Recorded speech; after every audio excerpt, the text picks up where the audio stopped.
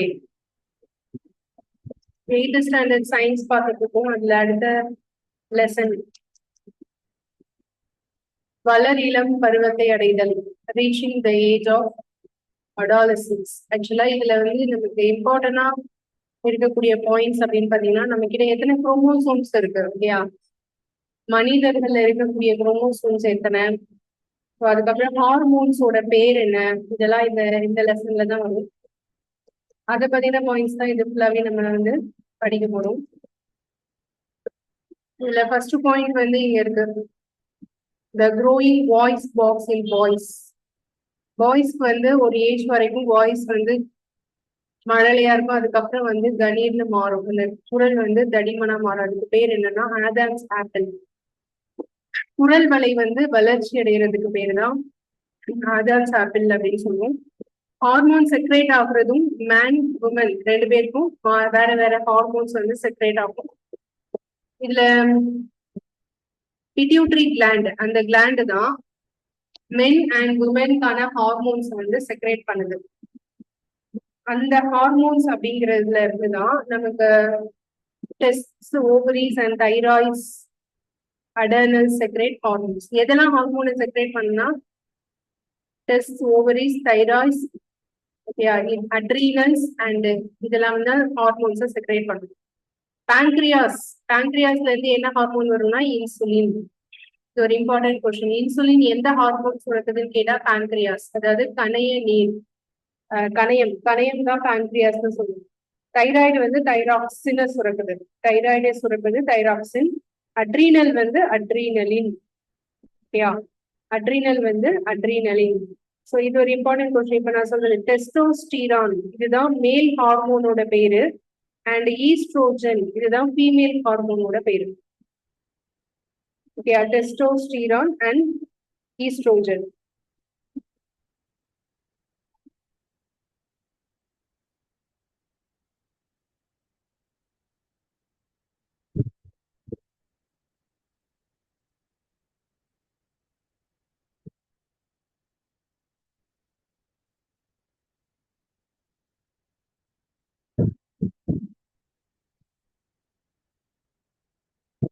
Menstruation அப்படிங்கிறது எல்லாருக்குமே கண்டிப்பா தெரிஞ்சுக்கணும்.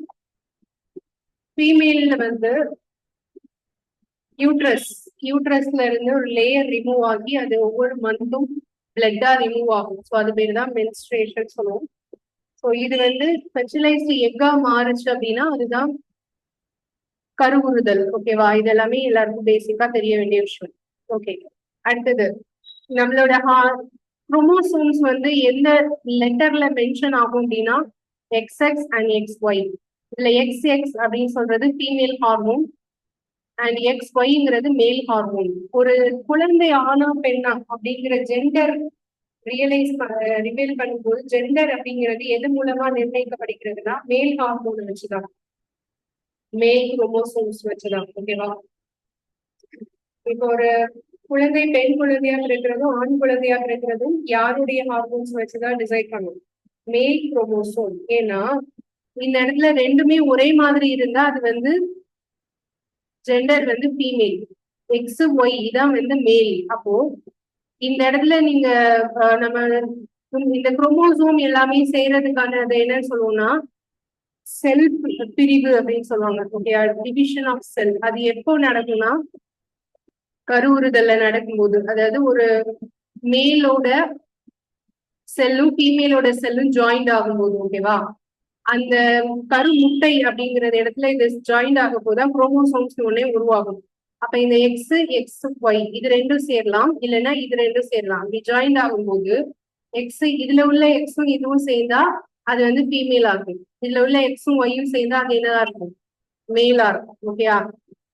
இது வந்து சயின்ஸ். இது தெரியாம பழைய காலத்துல பொன் குழந்தையா பிறந்தா அதுக்கு யாரு காரணம்னு சொல்லியிருப்பாங்க, பெண்கள் தான் காரணம் அப்படின்னு முன்னாடி சொல்லிட்டு இருந்தாங்க. பட் இது உண்மை கிடையாது.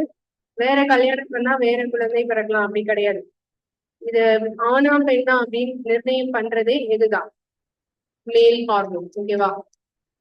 இதுதான் இம்பார்ட்டன்ட் பாயிண்ட்ஸ். நம்மளோட குரோமோசோம்ஸ் ஒருத்தருக்கு எவ்வளவு ஜோடி இருக்கும்னா 23 பேர்ஸ். இது ஒரு important question. Male and female ரெண்டு பேருக்குமே ஹியூமன்ல குரோமோசோம்ஸ் வந்து எத்தனை இருக்குன்னா 46 குரோமோசோம்ஸ், 23 பேர்ஸ், 23 into 2.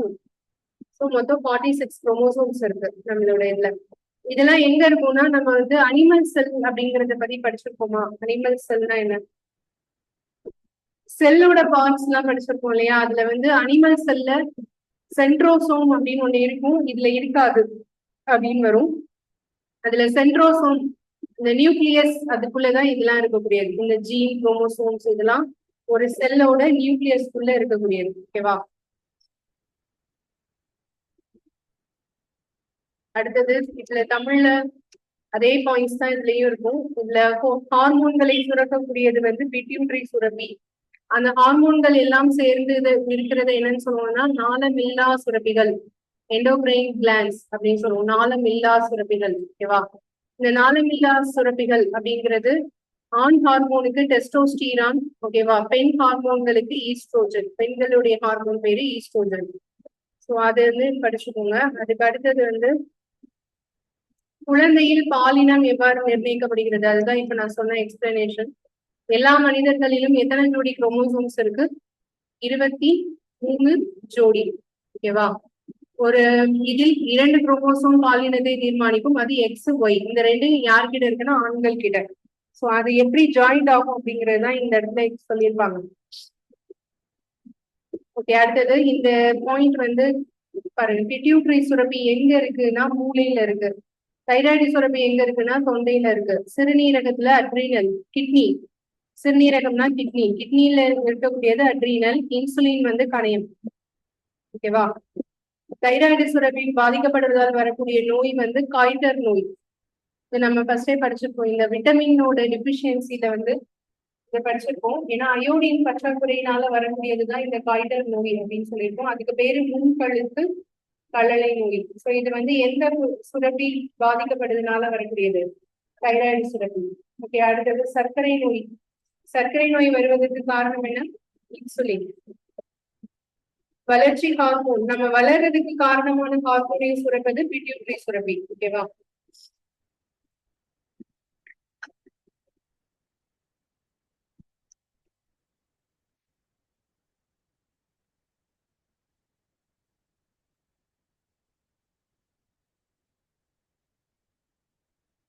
ஓகே, அதுக்கு அடுத்தது விசை மற்றும் அழுத்தம். இதுக்கப்புறம் உள்ள லெசன் ஃபுல்லாவே வந்து ஃபோர்ஸ் அண்ட் ப்ரெஷர், பிசிக்ஸ் ரிலேட்டடா இருக்கக்கூடிய லெசன்ஸ். ஃபோர்ஸ்னா என்ன? ஒரு விசை எவ்வாறு உருவாகிறது? ஒரு பொருளை நாம பிடிச்சு இழுக்கிறதுனாலயோ இல்ல தள்ளுறதுனாலயோ வரக்கூடிய நம்ம வந்து ஒரு ப்ரெஷர் போடுவோம், அதுதான் ஃபோர்ஸ் அப்படின்னு சொல்றோம்.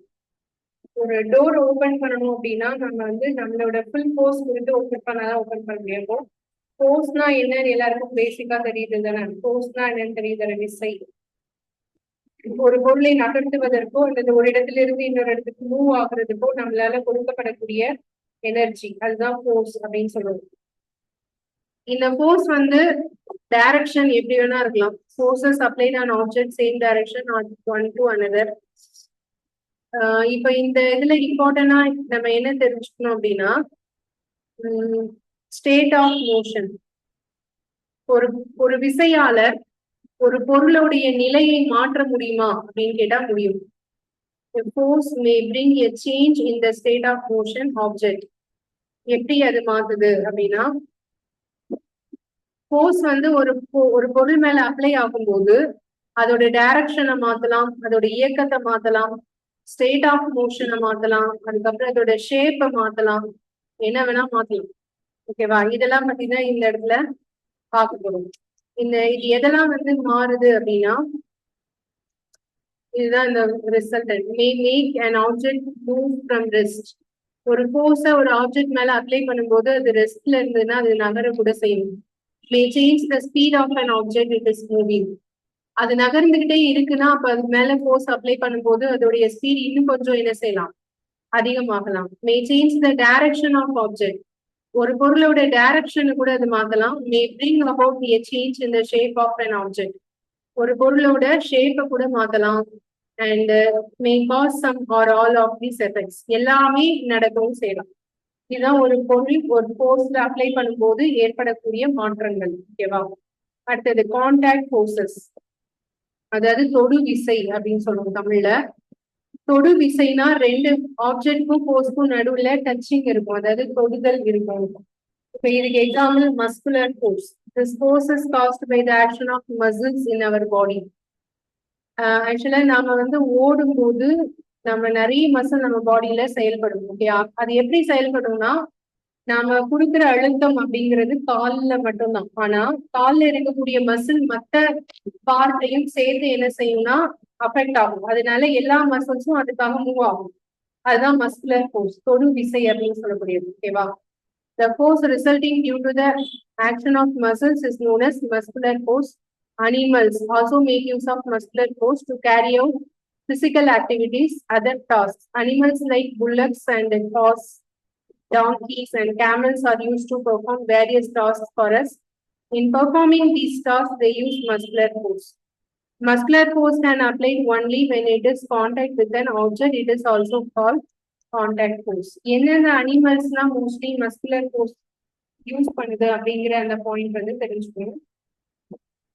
மோஸ்ட்லி எல்லா அனிமல்ஸுமே ஓடும்போது, ஓகேவா, நம்ம இப்போ கேமல் எடுத்துட்டீங்கன்னா நம்ம அது மேல எவ்வளவு மனிதனே உட்கார்ந்து சவாரி செய்யலாம், எவ்வளவு எடைய வேணாலும் அது மேல வச்சு அது கூட்டிட்டு வரும்.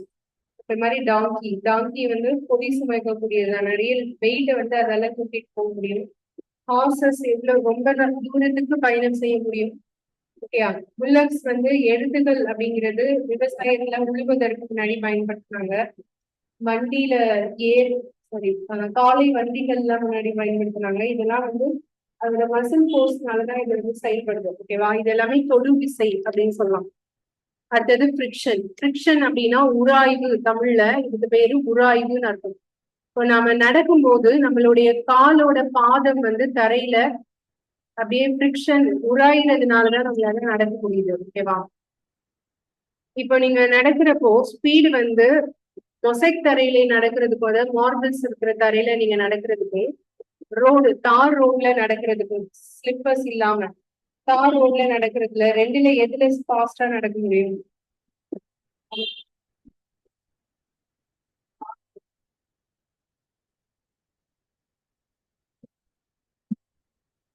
ஸ்லிப்பர்ஸ் போட்டிருக்கீங்கன்னு வச்சுக்கலாம். அப்படின்னா இப்ப எதுல ஸ்பீடா நடக்க முடியும்? தார் ரோட்ல தான் ஸ்பீடா நடக்க முடியும். ஏன்னா அங்கதான் நிறைய வந்து ரோடோட சர்ஃபேஸ்ல வந்து ஃப்ரிக்ஷன் அப்படிங்கிறது எப்படி இருக்கும்? அதிகமா இருக்கும்.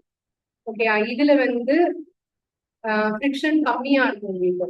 இப்போ தரைக்கும் அந்த ஆப்ஜெக்டுக்கும் இடையில இருக்கக்கூடிய கேப்ல டிஸ்டன்ஸ் ரெண்டுக்கும் இடையில தொடுதல் அதிகமா இருந்தா ஃப்ரிக்ஷன் கம்மியா இருக்குன்னு அர்த்தம். தொடுதல் கம்மியா இருந்தா ஃப்ரிக்ஷன் அதிகமா இருக்குன்னு அர்த்தம். நான் சொல்ற பாயிண்ட் புரியுதா? The force responsible for changing the state of motion objects in all these examples is the friction of motion.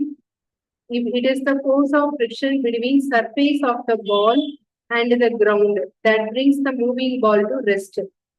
Similarly, friction between water and boat brings to a stop once you can stop rowing. The force of friction always acts on all moving objects and its direction is always opposite to the direction of motion. இதுதான் இதுல important point. The force of friction, அதாவது ஒரு friction ஒரு பொருள் மேல செயல்படுது அப்படின்னா அதோட டைரக்ஷன் அந்த ஆப்ஜெக்டுக்கு என்ன டைரக்ஷன்ல இருக்கும்? ஆப்போசிட் டைரக்ஷன்ல இருக்கும். ஓகேவா? நாம நகர்றது ஒரு திசை, ஆனா ஃப்ரிக்ஷன் அப்ளை ஆகுறது ஆப்போசிட்டா அப்ளை ஆகும். Since the force of friction arises due to contact between surfaces, it is also example of contact force. இந்த ஃப்ரிக்ஷனும் எதுக்கு எக்ஸாம்பிள் அப்படின்னா தொடு விசைக்கு எக்ஸாம்பிள். ஓகே, எப்படி நம்ம மஸ்குலர் ஃபோர்ஸ் சொன்னோம் இல்லையா, அதே மாதிரி இந்த ஃப்ரிக்ஷனும் தொடு விசைக்கு எக்ஸாம்பிள். இன்னொரு எக்ஸாம்பிள் என்ன சொன்னா மேக்னெட் வந்து a magnet can exert a force on another magnet without being in contact with it. The force exerted by magnet is example of non-contact force. இது வேற பேராகிராஃப். இதுல வந்து மேக்னெட்டோட ஃபோர்ஸ் எதுக்கு எக்ஸாம்பிள்னு கேட்டா என்ன சொல்லுவோம்? நான் கான்டாக்ட், தொடா விசைக்கு எடுத்துக்காட்டு மேக்னெட். ஒரு மேக்னெட்டை இங்க வச்சிருக்கோம் அப்படின்னா ஒரு இரும்பை இந்த இடத்துல வச்சா கூட இந்த மேக்னெட் இந்த இரும்பு ஃபுல்லாவே ஈர்த்துக்கும். ஏன்னா ரெண்டுக்கும் டச் இல்லைன்னா கூட இந்த மேக்னெட் வந்து ஃபோர்ஸ் இது ஃபுல்லாவே கொஞ்சம் தூரத்துக்கு இருக்கும். அதனால அது அப்படியே வந்து இந்த மேக்னெட் இரும்பை வந்து ஈர்த்துக்கும். இதுக்கு பேரு நான் கான்டாக்ட் ஃபோர்ஸ் அப்படின்னு சொல்லுவோம். Similarly, the force exerted by a magnet on a piece of iron is a non-contact force. ஒரு இரும்பு காந்தத்தை இழுப்பது என்ன வகையான விசைக்கு எடுத்துக்காட்டுன்னு சொன்னா என்ன சொல்லுவோம்? நான் கான்டாக்ட் ஃபோர்ஸ். அடுத்து தொடா விசை. அடுத்தது electrostatic force. Force exerted by a charged body on another charged body or uncharged body is known as electrostatic force. This force come into play even when the bodies are not in contact. The electrostatic force, therefore, another example of non-contact force. Electrostatic force na enna deep explain பண்ணோம் அப்படின்னா ஒரு ஆட்டம் எடுத்துக்கிட்டோம்னா அணு அந்த அணுவுக்கு சென்டர்ல புரோட்டானும் நியூட்ரானும் இருக்கும். Electrons வந்து இதை சுத்தி வந்துட்டே இருக்கும்.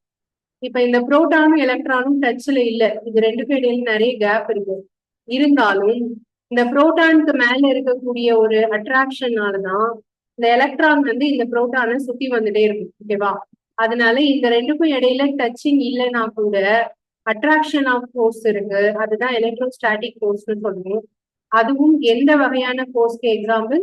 நான் கான்டாக்ட் ஃபோர்ஸ். தமிழ்ல இதுக்கு பேரு நிலை மின் கவர்ச்சி விசை. இதுவும் ஒரு தொடா விசைக்கு எடுத்துக்காட்டு. அடுத்தது கிராவிடேஷன் ஃபோர்ஸ். நம்ம பூமியில இருக்கக்கூடிய கிராவிடேஷன் ஃபோர்ஸ் இருக்கு இல்லையா, புவி ஈர்ப்பு விசை, அது தொடு விசையா தொடா விசையா?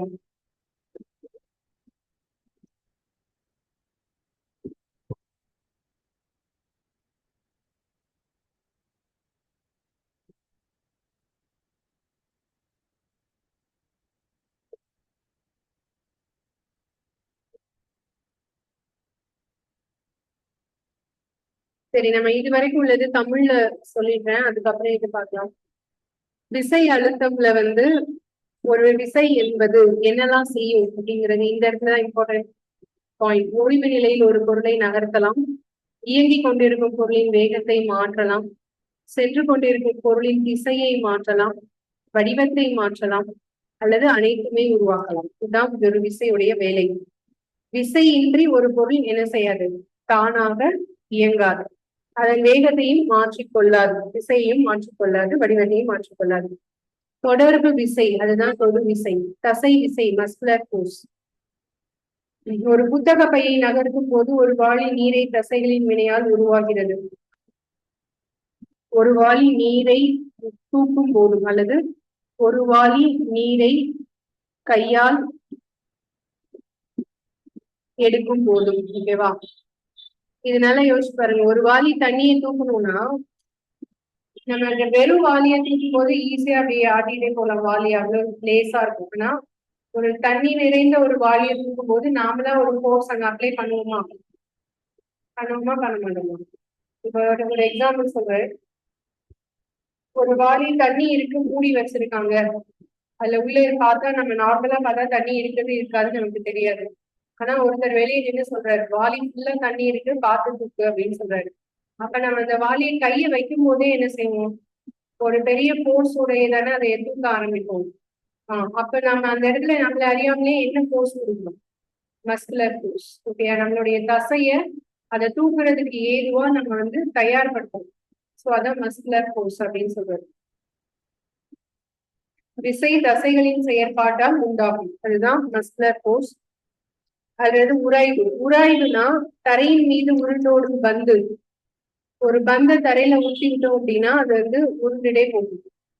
ஸோ இதே பந்து நீங்க வந்து ஒரு வளவளப்பான தரையில உருட்டுறதுக்கும் சொரசொரப்பான தரையில உருட்டுறதுக்கும் வித்தியாசம் இருக்கு.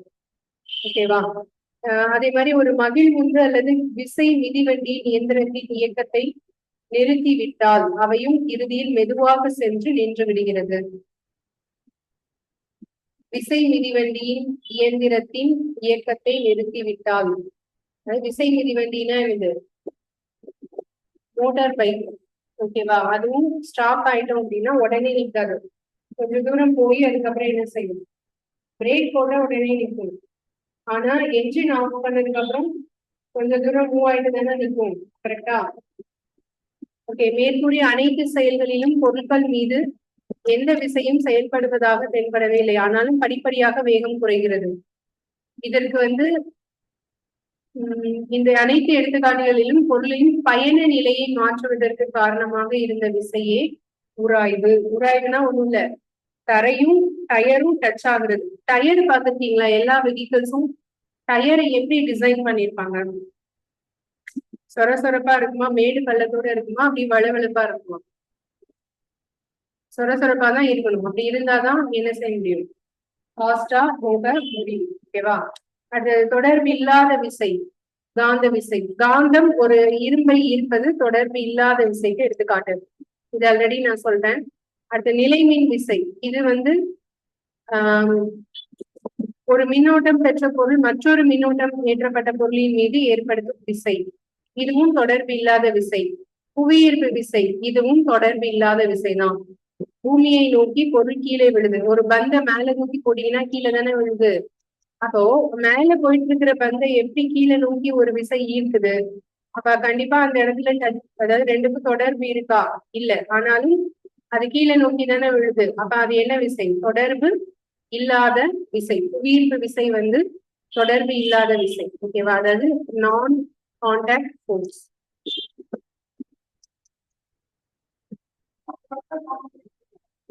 ஆமா, கீழே விழுந்ததுக்கு அப்புறம் கான்டாக்ட்ல தான் இருக்கும். ஆனா நமக்கு என்ன தேவை?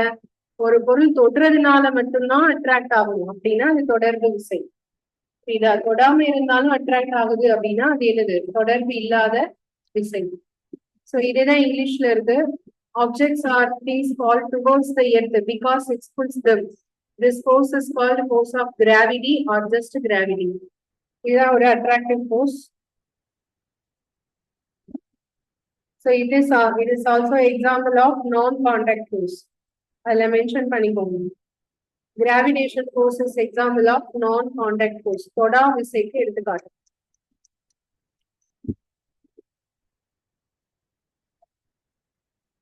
அடுத்தது pressure. Pressure-னா அழுத்தம். Force acting on a unit area of a surface is called pressure. Pressure வந்து நாம ஒரு ஈக்குவேஷனால டிஃபைன் பண்ணலாம். ஓகே, அது என்னன்னா pressure equal to force by area. அப்படின்னா என்ன அர்த்தம்னா, ஃபோர்ஸ்னா newton, newton by metre square. So இதை எம் ஸ்கொயர் அப்படின்னு சொல்லலாம். இதுதான் ப்ரெஷரோட யூனிட். அது இல்லாம இன்னொன்று சொல்லுவோம் பாஸ்கல். ஓகே, பாஸ்கல் தான் இதை கண்டுபிடிச்சாரு. ஸோ அவரோட பேர் வச்சு சொல்றதா இருந்தா ப்ரெஷரோட யூனிட் வந்து என்ன வரும்? பாஸ்கல்.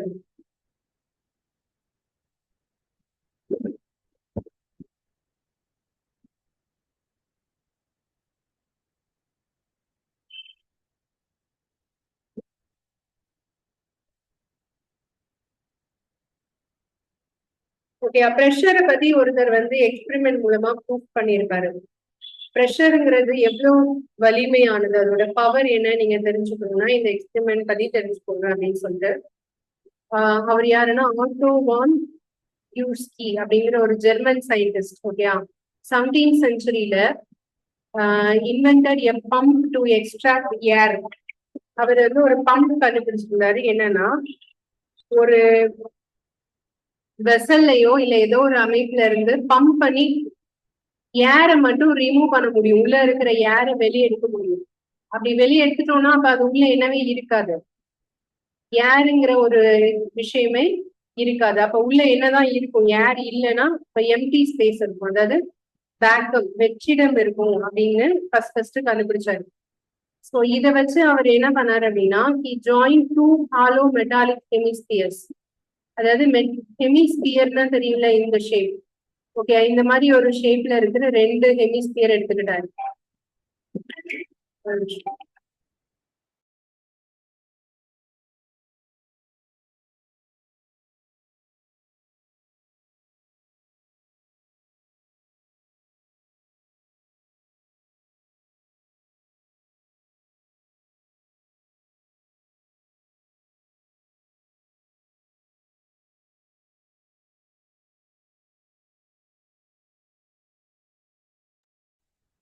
ஓகே, இந்த மாதிரி 2 மெட்டாலிக் ஹாலோ ஸ்பியர், இதோடைய ஒவ்வொரு ரேடியஸும் வந்து 51 சென்டிமீட்டர் இருக்கு.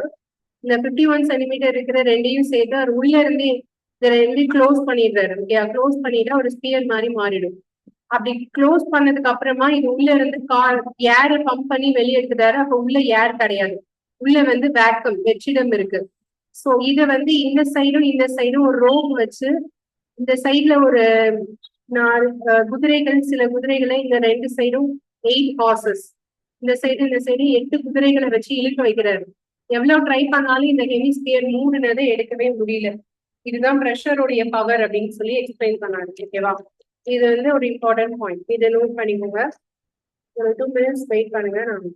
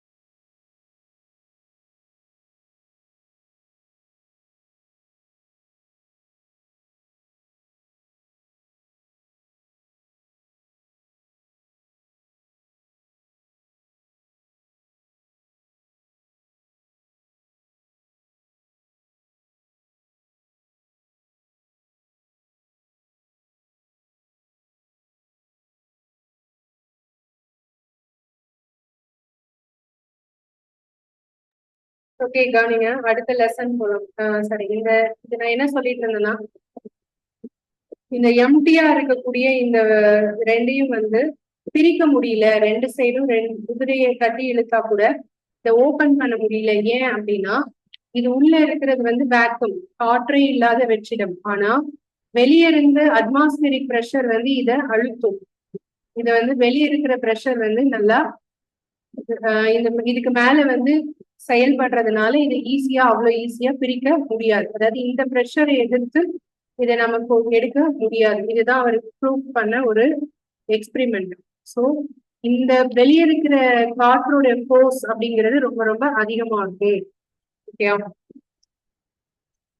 அட்மாஸ்பியரிக் ப்ரெஷருங்கிறது வெரி வெரி ஸ்ட்ராங். அதை அவ்வளவு ஈஸியா நம்மளால பண்ண முடியாது. இது தமிழ்ல பாருங்க. நம்மை சுற்றிலும் காற்று சூழ்ந்துள்ளது, பூமி காற்றாலான உரையால் மூடப்பட்டுள்ளது. இந்த 17ஆம் நூற்றாண்டில் ஆட்டோவான்,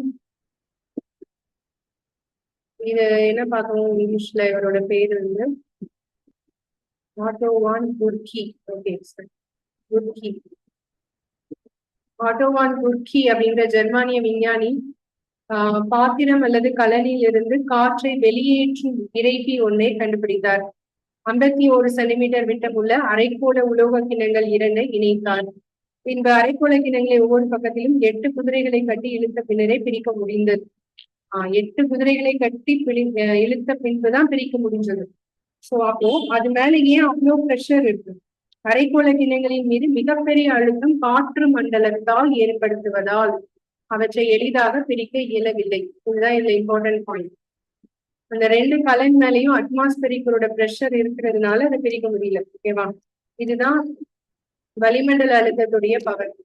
அடுத்த லெசன் போலாம். உராய்வு, ஃபிரிக்ஷன் அப்படின்னா என்ன? அதுதான் இது கொஞ்ச நேரத்துக்கு முன்னாடி பார்த்தோம். அதை இந்த லெசன்ல டீப்பா கொடுத்துருப்பாங்க.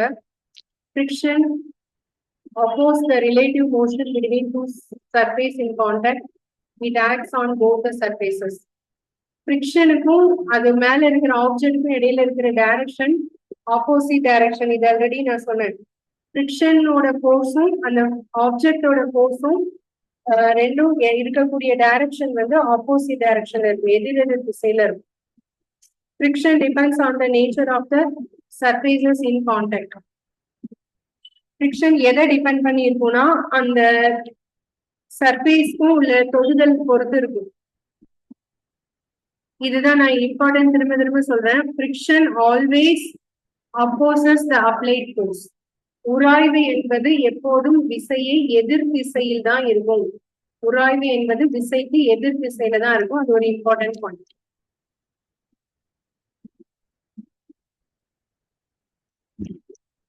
ஓகே, அடுத்தது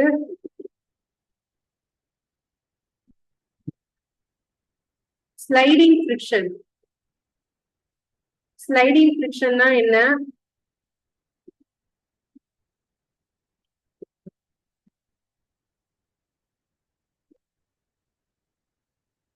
ஸ்டாட்டிக் ஃபிரிக்ஷன்னா என்ன? ஸ்டாட்டிக் ஃபிரிக்ஷன் அப்படின்னா தொடர்ந்து ஒரே இடத்துல இருக்கக்கூடியதான் ஸ்டாட்டிக் ஃபிரிக்ஷன். ஒரு ஆப்ஜெக்ட் ரெஸ்ட்ல இருக்கிறது. Static friction comes into play when we try to move an object at rest.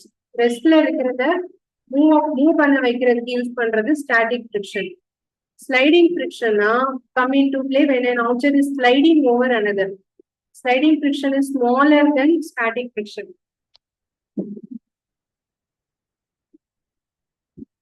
இப்போ ஒரு பெரிய கல்லை வந்து ஒரு சின்ன கடப்பாறையால நெம்பி தள்ளுனா அது மூவ் ஆயிடும். ரெஸ்ட்ல இருக்கிறது நகர்ந்து போகும். ஒரு மலை உச்சியில இருந்து ஒரு பெரிய கல்லை போர்ஸ் கொடுத்து தள்ளுனோம்னா கொஞ்சம் தள்ளுனா போது அது கீழே விழுந்துரும். ஆனா குளிக்கிற போது போர்ஸ் அதிகமா கொடுக்கும். அது வந்து ஸ்டாட்டிக் ஃபிரிக்ஷன் சொல்லலாம். இதே இது நகர்ந்து ஓடிட்டு இருக்கக்கூடிய ஒரு கல்லுடைய திசையை மாத்தணும்னா அது மேல இன்னொரு கல்லை உருண்டுட்டு இருக்கிற ஒரு கல்லை நம்ம அது மேல செலுத்தணும் அப்படின்னா அதோடைய திசை மாறும். இது வந்து ஸ்லைடிங் ஃபிரிக்ஷன். ரெண்டுக்கும் டிஃபரன்ஸ் இதுதான். அப்போ ஸ்லைடிங் ஃபிரிக்ஷனோட ஃபோர்ஸ் எப்படி இருக்கு? ஸ்மாலரா இருக்கும். ஸ்டாட்டிக் ஃபிரிக்ஷன் வந்து அதிகமான ஃபோர்ஸ் கொடுக்குற மாதிரி இருக்கும். இப்போ ஒரு ஃபிரிக்ஷனை அதிகப்படுத்தணும்னா என்ன பண்ணலாம்? Friction can be increased by making a surface rough.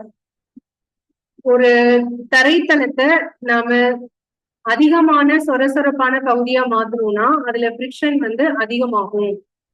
The sole of shoes and the tires of vehicle are traded into increased friction. Shoe உடைய கீழ்பாகமும் ஒரு டயரையும் செய்யறது ஃபிரிக்ஷன் அதிகமா இருக்கிற மாதிரி தான் செய்வாங்க. ஓகே, ஃபிரிக்ஷன் சம்டைம்ஸ் அன்டிசைரபிள், சில சமயம் ஃபிரிக்ஷன் தேவைப்படாம இருக்கலாம். அடுத்தது ஸ்ப்ரிங் பேலன்ஸ். ஸ்ப்ரிங் பேலன்ஸ்னா நம்ம இதுக்கு முன்னாடி ஒரு இடத்துல படிச்சிருக்கோம், சுருள் வில் தராசு. தமிழ்ல சுருள் வில் தராசு. It is a device used to measure the force acting on an object. Important question. It is used to measure weight அப்படின்னு நம்ம சொல்லலாம். இந்த ஸ்ப்ரிங் பேலன்ஸ் எதுக்கு யூஸ் ஆகுது அப்படின்னா, it is used to measure weight. வெயிட்னாலே force தான், gravitation force தான் வெயிட்னு சொல்றோம். ஓகேவா? Spring balance is a device is used to measuring the force acting on an object. It consists a coiled spring. இந்த ஸ்ப்ரிங் பேலன்ஸ் பாக்குறதுக்கு எப்படி இருக்கும்னா, இப்ப இது மேல வந்து இந்த மாதிரி அளவு வந்து செஞ்சிருப்பாங்க, ஸ்கேல் பிக்ஸ் பண்ணிருப்பாங்க.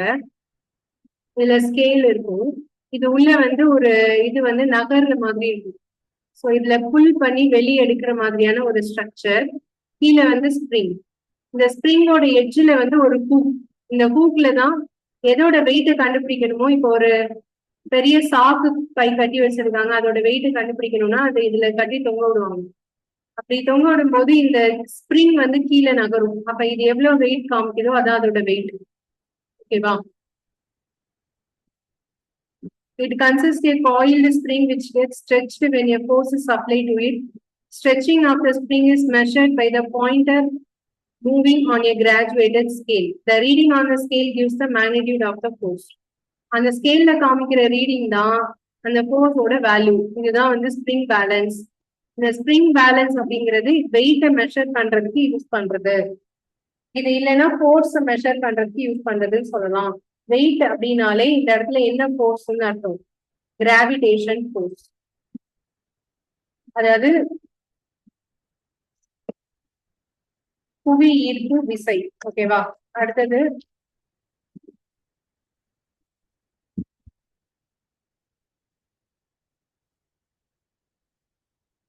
சுருள் தராசு. தமிழ்ல இதுல ஒரே ஒரு முக்கியமான பாயிண்ட் தான் என்னன்னா, சுருள் தராசு எதற்கு பயன்படுகிறது அப்படின்னு கேட்டா, ஒரு பொருளின் எடையை அளப்பதற்கு அல்லது ஒரு பொருளின் மீது செயல்படும் விசையை அளப்பதற்கு. எடைனாலும் விசைனாலும் ஒண்ணுதான். ஒரு பொருளின் மீது செயல்படும் விசையை அளக்க பயன்படும் கருவி. ஓகேவா? இதெல்லாம் மத்ததெல்லாம் ஆல்ரெடி நான் சொல்லிட்டேன், அதேதான். இதுல ஒண்ணுதான் இதுல இம்பார்ட்டன்ட், இது ஒண்ணுதான். அடுத்தது உராய்வுக்கு எடுத்துக்காட்டு. இது நீங்க படிச்சீங்கன்னா இது நல்லா புரியும். உராய்வுனா என்னன்னு. ஈரமான சேற்று பாதை அல்லது ஈரமான பளிங்கு தரையில் செல்வது கடினமானது, ஏன்னா அங்க உராய்வு இல்லை. தரை பகுதி சொரசொரப்பா இருந்தாதான் அந்த இடத்துல நம்மளால ஃபாஸ்டா மூவ் பண்ண முடியும். சேற்று பாதைனா நம்ம காலுக்கும் சேரும் நல்லா ஒட்டிக்கும், அதனால அந்த இடத்துல ஃபிரிக்ஷன் இருக்காது. அதே மாதிரி பளிங்கு தரை, ஈரமான பளிங்கு தரையிலையும் வலிக்கு விழுவும், நம்மளால நடக்க முடியாது, ஏன்னா அங்க ஃபிரிக்ஷன் இல்லை, வழுக்கும். உராய்வு இல்லாமல் ஒரு பென் அல்லது பென்சிலால் எழுத முடியாது. கரும்பலகை மற்றும் சுண்ணாம்பு துண்டு, சாக் பீஸ பிளாக் போர்ட்ல எழுத முடியாது. எழுத முடியுதுன்னா ரெண்டுக்கும் இடையில உராய்வு இருக்கிறதுனால. சாக் பீஸ் வந்து வளவளப்பா இருந்தா அந்த சாக் பீஸ் வந்து எழுத முடியாது. அந்த இடத்துல சொரசொரப்பா பார்ட்டிகிள்ஸ் மாதிரி துகள்களா இருந்தாதான் எழுதுறதுக்கு ஈஸியா இருக்கும். தானியங்கு வாகனங்கள் மற்றும் சக்கரங்கள் இடையே உராய்வு உள்ளது. ஓகே, இதெல்லாம் வந்து உராய்வுக்கு எக்ஸாம்பிள்ஸ். உராய்வு சில சமயங்களில் தீமையானது. எப்போ திருகுகள், உருள் தாங்கி காலணிகள் அடிப்பகுதியா இருந்தாலும் இது தேய்ந்து விடும். நம்ம அடிக்கடி ஸ்லிப்பர்ஸ் மாத்துவோம், ரீசன் அது தேய்கிறதுனால அதுக்கு உராய்வு தான் காரணம். அப்புறம் தீக்குச்சியை வந்து கடினமான பரப்பின் மீது உரையும் போது தீப்பிடித்து எரியும், வெப்பத்தை உருவாக்கும். இந்த வெடி மருந்துகள் எல்லாம் ஃபயர் ஆக்சிடென்ட், அந்த வெடி வைக்கக்கூடிய கடைகள் எல்லாம் ஃபயர் ஆக்சிடென்ட் ஆகுறதும் இந்த ரீசன்னாலதான். உராய்வை அதிகரித்தல் மற்றும் குறைத்தல்.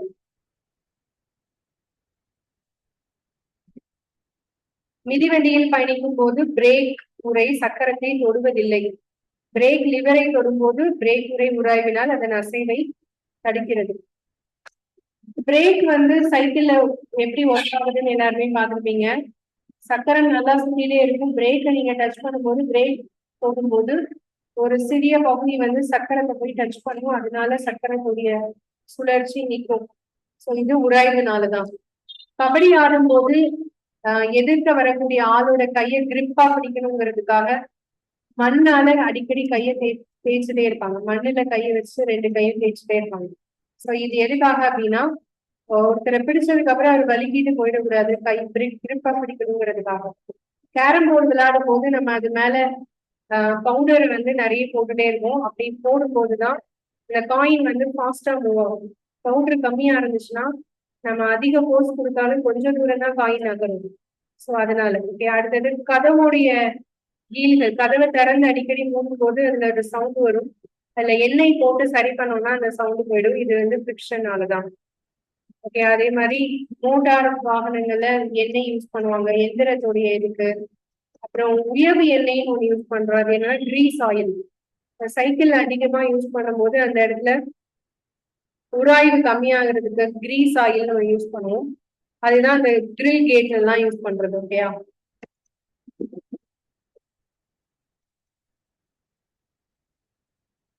இதான் அதுல வரக்கூடிய பாயிண்ட். எல்லாமே எக்ஸாம்பிள்ஸ் தான், நீங்க படிச்சுக்கோங்க.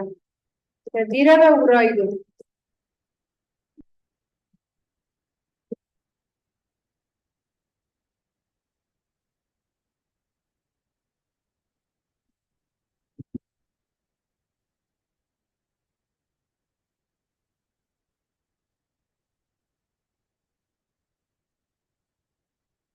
திரவ உராய்வுனா இப்ப இதுக்கு எக்ஸாம்பிள் வந்து நம்ம வீட்டுல மோட்டார் யூஸ் பண்றோம், போர் போட்டு மோட்டர் யூஸ் பண்ணுவோம் இல்லையா. அதுல வந்து திரவ உராய்வு கண்டிப்பா இருக்கும். அதிகமா தண்ணி அதுல இருந்து வரும்போது அந்த ஃபோர்ஸ், அப்புறமா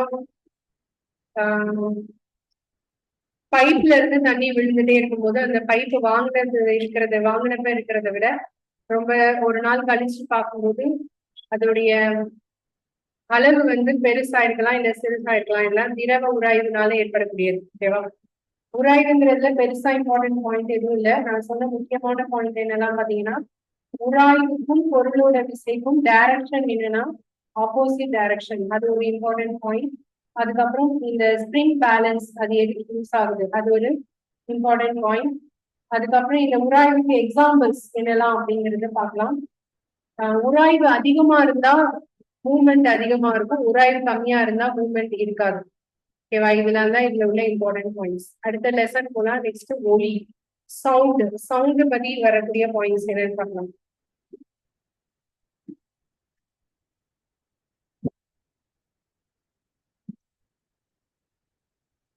இப்ப நான் சொன்ன அதேதான் இங்கேயும் சொல்லுது. Wheels reduce friction and fluid friction, திரவ உராய்வு, இது எல்லாமே தெரிஞ்சுக்க வேண்டிய பாயிண்ட்ஸ் தான். அடுத்தது சவுண்டுனா என்ன? சவுண்டுங்கிறது வைப்ரேட்டிங் ஆப்ஜெக்ட் தான் சவுண்டுன்னு சொல்றோம். சவுண்ட் எங்க இருந்து வருதுன்னா, ஒரு பொருள் அதிர்வடையுதுன்னா அதுல இருந்து சவுண்ட் வரும்.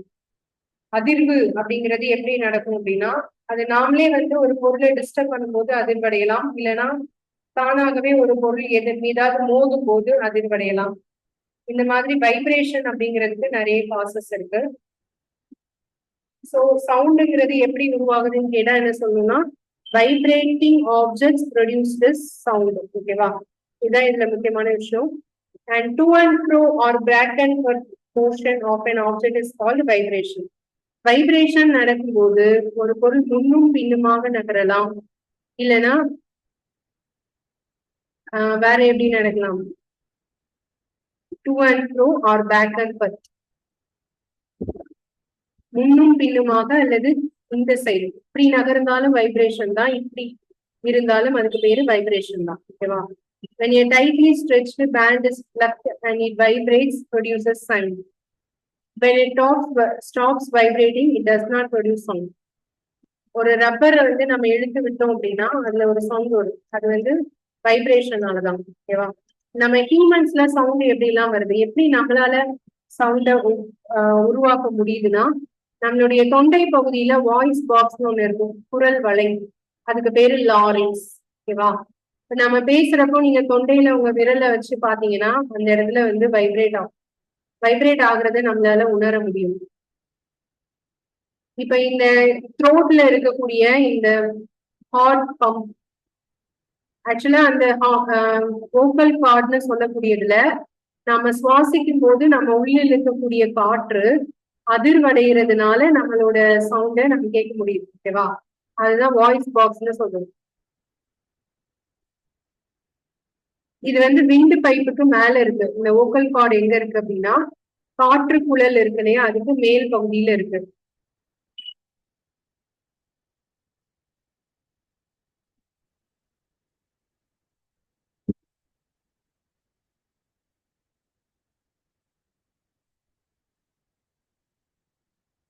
இந்த வோக்கல் கார்டு எப்படி ஒர்க் ஆகுது அப்படிங்கறத அடுத்து சொல்லியிருப்பாங்க. Two vocal cords are stretched across a voice box or larynx. இதை நம்மளோட வோக்கல் கார்டு பாத்தீங்கன்னா இப்படி, ஸோ நடுவுல வந்து லெட்ஜா இருக்கும், அதுக்கப்புறம் கீழே இருக்கும். ஸோ இதான் வோக்கல் கார்டோட சிறிய அமைப்பு. இதுல ரெண்டு வோக்கல் கார்டு நடுவுல ஜாயிண்ட் ஆகுற மாதிரி ஒரு பிளேஸ், அந்த ஜாயிண்ட் ஆகுற இடத்துல தான் லாரிங்ஸ் அப்படின்னு நம்ம சொல்லுவோம். அந்த லாரிங்ஸ் வந்து நேரோ ஸ்லிட், இது வந்து between the passage of air. இது வந்து நம்ம இது உள்ள ஏர் போகும்போது அது ஒரு நேரோ ஸ்லிட் மாதிரி செயல்படும், இந்த லாரிங்ஸ் அப்படின்னு சொல்றது. இப்ப நம்ம வந்து மூச்சு வெளியே விடும்போது நம்மளோட லங்ஸ் வந்து மூச்சை இழுத்து வெளியே விடுறப்போ அந்த ஃபோர்ஸ்ல இந்த ஸ்லிட் வந்து என்ன ஆகும் அப்படின்னா வைப்ரேட் ஆகும். அதுதான் சவுண்டை கிரியேட் பண்ணுது. The muscles attached to the vocal cords can make the cords tight or loose. நம்மளோட வோக்கல் கார்ட் சுருங்கி விரியக்கூடிய தன்மை, ஏர் உள்ள போனா விரிவடையும், ஏர் வெளியே வந்தா சுருங்கும். ஓகேவா? when the vocal cords are tight and thin, அந்த வோக்கல் கார்டு வந்து டைட்டோ தின்னோ இருக்கிறது அப்படிங்கிறது நம்மளோட எதை பொறுத்து இருக்கு, இந்த லாரிங்ஸை பொறுத்து. ஓகேவா? இதுல இம்பார்ட்டன்ட் பாயிண்ட் இந்த பாயிண்ட் தான். வோக்கல் கார்டு இன் மென், ஆண்கள்ல குரல் வலையுடைய நீளம் 20 மில்லிமீட்டர், பெண்கள்ல வந்து 15 மில்லிமீட்டர். இது ஆல்ரெடி நம்ம இதுக்கு முன்னாடி ஒரு லெசன்ல எங்கேயோ நான் சொல்லியிருக்கேன். ஓகேவா? சில்ட்ரனுக்கு வெரி வெரி ரொம்ப ஷார்ட்டா இருக்கும்.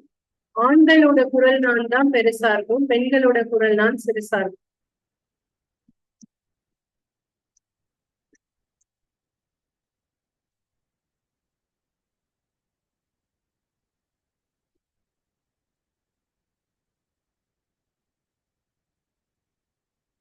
ஓகேவா? அடுத்த point, sound needs a medium for propagation. அதாவது சவுண்டை டிராவல் பண்றதுக்கு ஒரு மீடியம் தேவைப்படுது. அந்த மீடியம் அப்படிங்கிறது ஏரா இருக்கலாம், வாட்டரா இருக்கலாம். ஓகேயா? மீடியம்ங்கிறது இதுதான், ஆல்ரெடி நான் சொல்லியிருக்கேன். இது வந்து வுட்டு மெட்டல் எது வேணா இருக்கலாம். பட் இது காற்றுங்கிற ஒரு மீடியம் இருந்தா மட்டும்தான் சவுண்ட் வந்து ப்ரொபகேட் ஆகும். காற்று இல்லைன்னா நம்ம சவுண்டை கேட்க முடியாது. இதுக்கு ஒரு சின்ன எக்ஸாம்பிள் நம்ம வந்து எடுக்கலாம். எப்படின்னா ஒரு கண்ணாடி க்ளோஸ்ல ஒரு ரூம் இருக்குன்னு வச்சுக்கோங்க, அது ஃபுல்லாவே வந்து மிரரா வச்சு க்ளோஸ் பண்ணியிருக்காங்கன்னு வச்சுக்கோங்க. கிளாஸ், மிரர் இல்ல கிளாஸ், கிளாஸ் வச்சு க்ளோஸ்டா ஒரு ரூம் இருக்கு. அந்த ரூம்க்கு உள்ள இருக்கிறவங்கள நம்மளால பார்க்க முடியும், ஆனா அவங்க என்ன பேசுறாங்க அப்படிங்கறது நம்மளால கேட்க முடியாது. ஏன்னா இந்த ஏர் க்ளோஸ்டா இருக்கக்கூடிய ரூம்குள்ள இருந்து ஏர் வெளியே வராது, வெளியே இருந்து ஏர் உள்ள போகாது. அப்ப ஏரோட டிராவல் இல்லாத பட்சத்துல அவங்க பேசுற சவுண்டையும் நம்மளால கேட்க முடியாது. ஓகேவா? அதுதான் வந்து சவுண்ட் ரூம் அப்படின்னு சொல்லுவோம். உள்ள இருந்து எவ்வளவு கத்துனாலும் நம்ம வந்து கேட்காது, சவுண்ட் ப்ரூஃப் ரூம். ஸோ இந்த மாதிரி உள்ள இருக்கிற ஏர் வெளியே போகாம நம்ம பிளாக் பண்றோம் அப்படின்னா அப்ப அந்த சவுண்டை கேட்க முடியாது. இந்த ஏர் எந்த மீடியம்ல வந்து சவுண்டு நல்லா டிராவல் ஆகும் அப்படின்னு பாத்தீங்கன்னா 3 மீடியம் இருக்கு, ஏர், சாலிட், கேஸ். சரி, கேஸ்னாலும் ஏர்னாலும் ஒண்ணுதான், வாட்டர். இந்த 3ல எதுல வந்து சவுண்டு ரொம்ப வேகமா டிராவல் பண்ணும், வெலாசிட்டி அதிகமா இருக்கும் அப்படின்னு கேட்டா சாலிட். சாலிட்ல தான் வந்து அதிகமா இருக்கும். அது பர்டிகுலரா மெட்டல் அல்லது ஸ்டீல், இந்த இதுலதான் ரொம்ப அதிகமான சவுண்டு கிரியேட் ஆகும். அதுக்கு எக்ஸாம்பிள் வந்து சர்ச், கோவில், இதுல எல்லாம் பெரிய மணி ஒண்ணு கட்டி தொங்கிருப்பாங்க. அத அடிக்கும் போது உருவாகுற சவுண்ட் வந்து ரொம்ப தூரத்துக்கு கேட்கும். ஸோ இதெல்லாம் வந்து சவுண்டோட மேக்சிமம் வெலாசிட்டிக்கு எக்ஸாம்பிள்ஸ். ஓகேயா? இது வந்து ஏர் இல்லாத இடத்த வேக்கம்னு சொல்லுவோம். வேக்கம் அப்படிங்கிறதுல சவுண்ட் டிராவல் பண்ணாது. ஒரு important point. The sound cannot travel through vacuum. வெற்றிடத்தில் ஒலியானது பரவாது.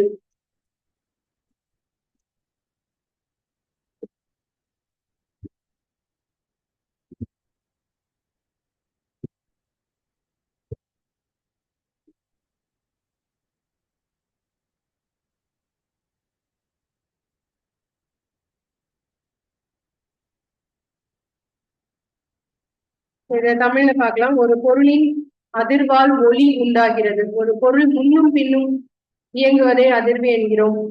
இறுக்கமாக நீட்டப்பட்ட கயிறு பறிக்கப்படும் போது அப்படின்னா அது நல்ல அதிர்வடையும் போது அது அதிர்வடைந்து ஒரு ஒலியை உண்டாக்குகிறது.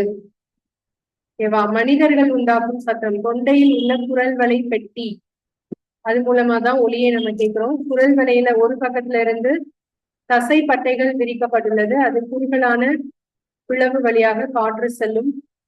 அது வழியா அதிர்வடைகிறதுனாலதான் நம்ம ஒலியை எழுப்புகிறோம். அதனால ரீட் பண்ணிக்கோங்க.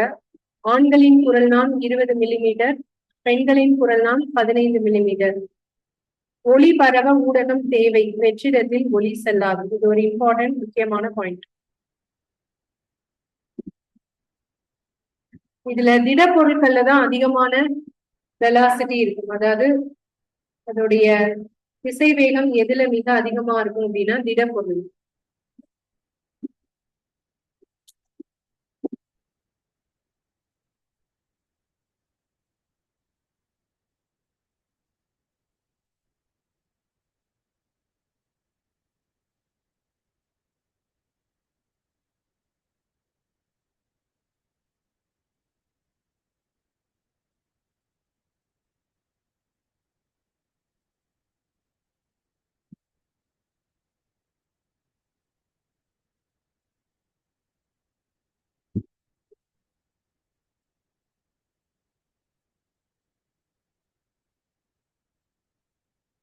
அடுத்த பாயிண்ட் போலாம்.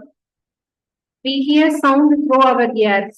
அதாவது நம்மளுடைய காதுகளால கேட்கக்கூடியது. எப்படி நம்ம காதுகளால ஒலியை கேட்கிறோம், காதுகள் எப்படி செயல்படுது அப்படிங்கிறதுதான் இந்த லெசன்ல கொடுத்துருப்பாங்க. இந்த பாயிண்ட் நம்மளோட ஷேப் வந்து பாத்தீங்கன்னா காதோட ஷேப்பே ஒரு பனல் மாதிரி இருக்கும்.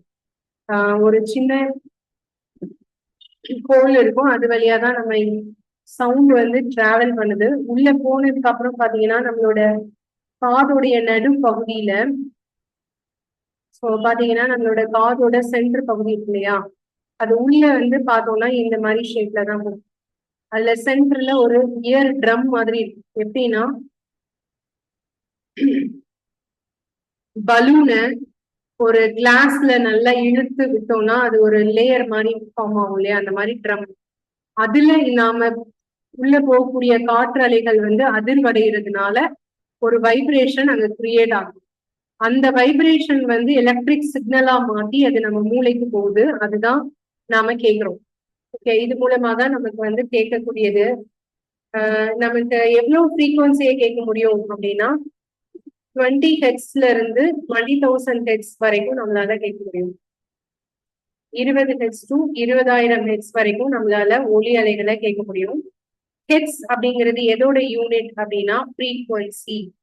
ஃப்ரீக்வன்சியோட யூனிட் தான் ஹெட்ஸ். இதோட சிம்பிள் வந்து HZ.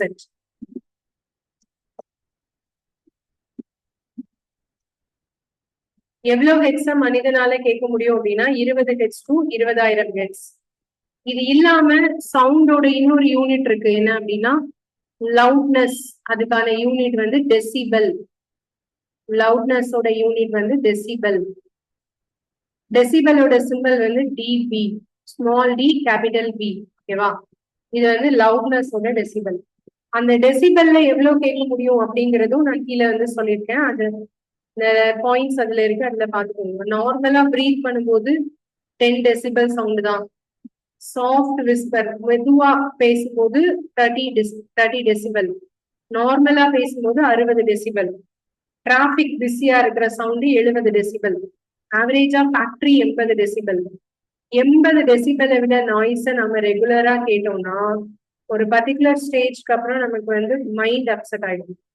ஸோ அந்த மாதிரி உள்ளது ப்ரெஷருக்கு யூஸ் இதாகும், நம்மளுடைய மூளை செயல்பாடை பாதிக்கும். இதெல்லாம் வந்து ஹை லவுட்னஸ்னால.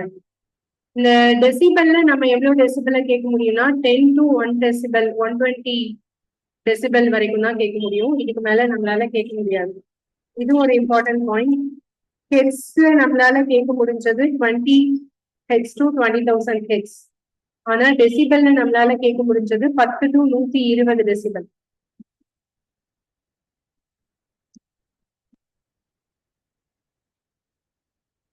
இந்த 2 பாயிண்ட்டும் நோட் பண்ணிக்கோங்க, இது இம்பார்ட்டன்ட். இப்ப நான் சொன்னது ஹெட்ஸ்னால ஒரு மனுஷனால எவ்வளவு ஹெட்ஸ் கேட்க முடியும்னா 20 ஹெட்ஸ் டு 20,000 ஹெட்ஸ்.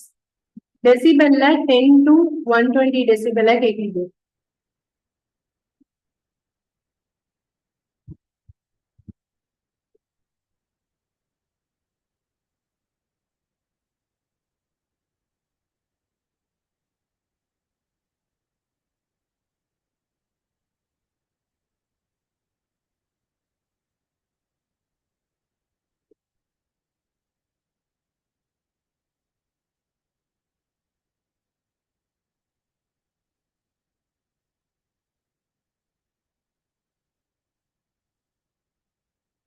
அடுத்தது loudness and pitch அப்படின்னா என்ன?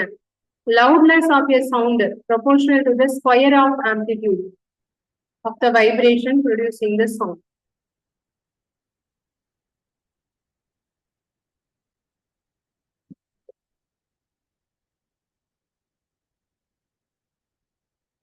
லவுட்னஸும் பிச்சும் என்ன ரிலேஷன்ஷிப்ல இருக்கு? சரி, லவுட்னஸும் ஆம்பிளிடியூடும் என்ன ரிலேஷன்ஷிப்ல இருக்கு அப்படின்னா, loudness of sound is proportional to square of amplitude. இது ஒரு ஈக்குவேஷன் மாதிரி எழுதி வச்சுக்கோங்க, நமக்கு எதுக்காக யூஸ் ஆகும். loudness proportional to amplitude square. ஏன்னா amplitude is ஸ்கொயருக்கும் loudnessக்கும் டைரக்ட் ப்ரப்போர்ஷன். அப்ப என்ன இருக்கும்? டைரக்ட் ப்ரப்போர்ஷன்னா loudness of sound depends on amplitude. When amplitude of vibration is large, the sound produces is loud. ரெண்டு இது பெருசா இருந்தா அதுவும் பெருசா இருக்கும். When the amplitude is small, the sound produced feeble. The frequency determines the shrillness of or pitch of a sound. Frequency அதிர்வுங்கிறது எதை decide பண்ணுதுன்னா ஸ்ட்ரில்னஸ். அதாவது இதை ஸ்ட்ரில்னஸ் ஆர் பிட்ச் எப்படி எக்ஸ்பிளைன் பண்ணலாம் அப்படின்னா, ஒரு கேர்ள் பாய் இவங்க 2 பேர்ல யாரு கத்துறது ஹெவியா இருக்கும்? அதாவது ரொம்ப நேரத்துக்கு தம் கட்டி யாரால கத்த முடியும்? இது நிறைய அட்வர்டைஸ்மெண்ட்ஸ் எல்லாம் வந்து ஒரு கேர்ள் அல்லது ஒரு உமன் சவுண்டா கத்துறதுனால ஒரு பல்பே வெடிச்சிடும் அப்படிலாம் காமிப்பாங்கல்ல. ஒரு எலக்ட்ரிக் பல்பே வெடிக்குது, கண்ணாடி எல்லாம் உடையுது அப்படிலாம் காமிப்பாங்கல்ல. அது உண்மைதான். அதாவது நம்ம யாருடைய பிட்ச் ஹையா இருக்குன்னா கேர்ள்ஸோட பிட்ச் தான் ஹையா இருக்கு. ஓகேவா? ஸ்ட்ரில்னஸ் ஆர் பிட்ச் அப்படின்னு சொல்றது வந்து ஹை பிட்ச்ல கத்துறாங்கன்னு சொல்றாங்க, கேள்விப்பட்டிருப்பீங்க இல்லையா? நம்மளோட வாய்ஸோட இந்த வைப்ரேஷன் அப்படிங்கிறது யாருக்கு அதிகமா இருக்குன்னா கேர்ள்ஸோட வாய்ஸ்க்கு தான் அதிகமா. சரி, வாய்ஸோட கேர்ள்ஸ்க்கு தான் அதிகமா இருக்கும். நான் இதுக்கு முன்னாடி ஒரு பாயிண்ட் சொன்னேன், நம்மளோட வோக்கல் கார்ட் லென்த் யாருக்கு அதிகமா இருக்கும் அப்படின்னு பார்த்தோம். குரல் வலையோட நீளம் வந்து வாய்ஸ்க்கு அதிகமா இருக்கும். ஆனா வாய்ஸ்ல இருக்கிற பிட்ச் யாருக்கு அதிகமா இருக்கும்? Girls. If the frequency of vibration is higher, we say that the sound is shrill and has a higher pitch. If the frequency of vibration is lower, we say that the sound has lower pitch.